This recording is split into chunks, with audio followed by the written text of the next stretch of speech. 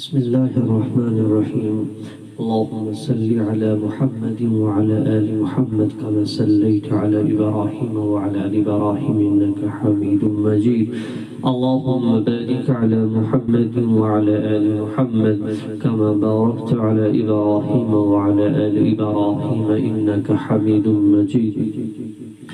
اللہ تبارک و تعالیٰ کا لاکھ لاکھ کرم و شکر احسان ہے کہ جس اللہ رب العزت نے آج ہمیں 2024 کے اندر پھر رمضان المبارک نصیب فرمایا.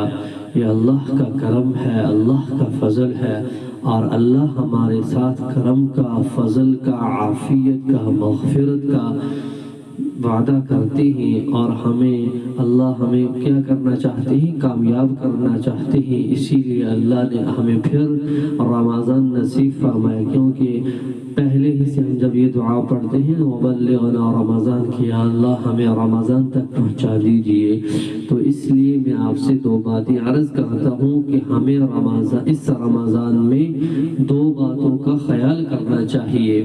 ایک بات یہ ہے کہ سب سے پہلے اگر ہم اپنی زندگی کو خوشگوار چاہتے ہیں اور ہم یہ چاہتے ہیں کہ اللہ ہم سے راضی ہو جائے، تو ہمیں دو باتوں کا اہتمام کرنا چاہیے اس رمضان میں. تو سب سے پہلی بات یہ ہے کہ سب سے پہلے ہم یہ ارادہ کر لیں کہ اس سال ہم 2024 کا جو آج رمضان شروع ہو رہا ہے، اس رمضان میں ہم کوئی گناہ نہیں کریں گے. یہ ارادہ کرنا ہے.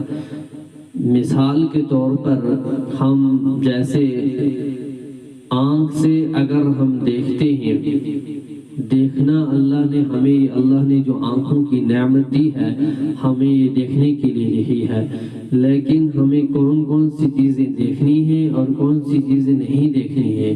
جیسے ہمیں ہر وقت آنکھ سے صحیح دیکھنا ہے. مثال کے طور پر ہم قرآن کریم کی تلاوت کرتے ہیں، ان آنکھوں سے دیکھ کر مسجد تک جاتے ہیں، انہی آنکھوں سے اپنے والدین کا دیدار کرتے ہیں، یا انہی آنکھوں سے ہم قرآن کریم کی تفسیر یا احادیث نبوی صلی اللہ علیہ وسلم پڑھتے ہیں، یا اور اپنی تعلیمات کی چیزیں پڑھتے ہیں.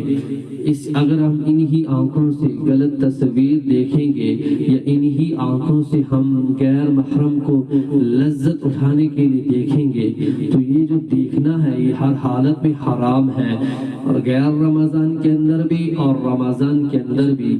اگر ہم رمضان کے اندر وہ چیزیں چھوڑتے ہیں جو ہر حال میں کیا ہے، جیسے کھانا ہر وقت حلال ہے، اسی طریقے سے مثال کے طور پر اگر ہم رمضان کے صبح سحری کھانے سے لے کر غروب آفتاب تک نہ کھاتے ہیں نہ پیتے ہیں، جیسے پانی پینا جو ہے ہر وقت حلال ہے، لیکن اللہ کا حکم سمجھ کر ہم حلال چیز چھوڑتے ہیں، اور اللہ کے حکم کو ہمیں یہ سمجھ کر حرام چیز کو بھی چھوڑنا ہے.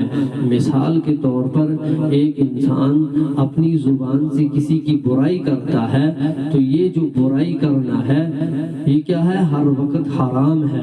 کسی کی غیبت کر رہا ہے، یہ ہر وقت حرام ہے.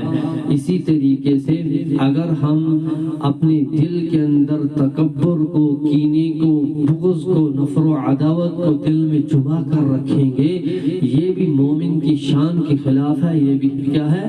حرام ہے. بلکہ ان سب چیزوں سے منع کیا گیا ہے. اسی طریقے سے جیسے ہم پانی، جب ہم دن کو پیاس لگتی ہے تو ہم یہ سوچتے ہیں کہ ہم پانی پئیں. اگر کوئی پانی پیے گا روزہ اس سے ضرور ٹوٹے گا، لیکن پانی پینا حرام نہیں ہے. اسی طریقے سے ہمیں ان باتوں کا خیال رکھنا چاہیے کہ اس رمضان المبارک میں ہم انشاءاللہ کوئی گناہ نہیں کریں گے. اسی طریقے سے دوسری بات یہ ہے کہ ہم حلال کھائیں گے اور حرام سے بچیں گے.